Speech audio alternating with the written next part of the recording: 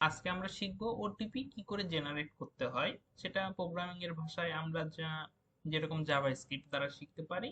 So আমরা একটা Java স্ক্রিপ্টের file create করে নিই। সো ফার্স্টে আমি এখানে চলে এসেছি এবং সেখান থেকে আমি ধরলাম ওটিপি শিখবো, এর জন্য ওটিপি নামে একটা ফাইল ক্রিয়েট করছি এবং আমরা কি করব, একটা ফাংশন ক্রিয়েট করব।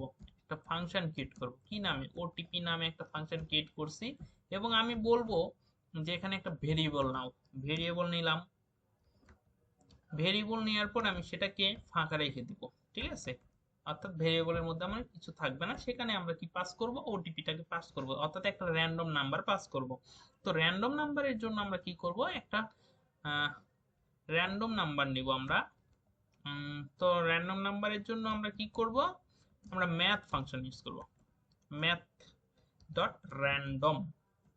সো আমরা এটার মাধ্যমে কি করতে পারি, আমরা একটা র্যান্ডম নাম্বার নিতে পারি এবং সেটাকে কি করতে পারি, রিটার্ন করতে পারি। রিটার্ন করে কার ভিতরে দিব, ওই যে ফাঁকা রাখছিলাম ওটিপিটাকে, ওটাকে রিটার্ন করে আমি ওটিপি ফাংশনের মধ্যে পাস করে দিব।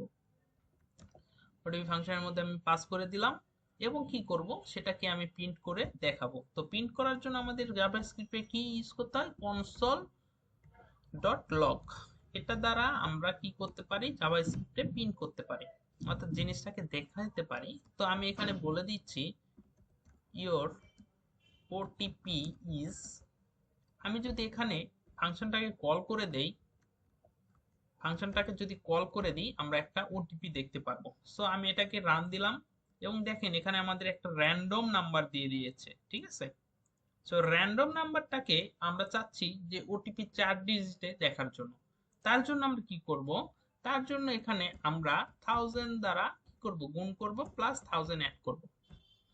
এই এতটুকু কাজ যদি করি আমরা, তাহলে এটা আমাদের 4 ডিজিট শো করবে। সো আমরা এই নাম্বারটাকে দেখি 4 ডিজিট শো করে নাকি। হ্যাঁ, এটা আমাদের শো করছে।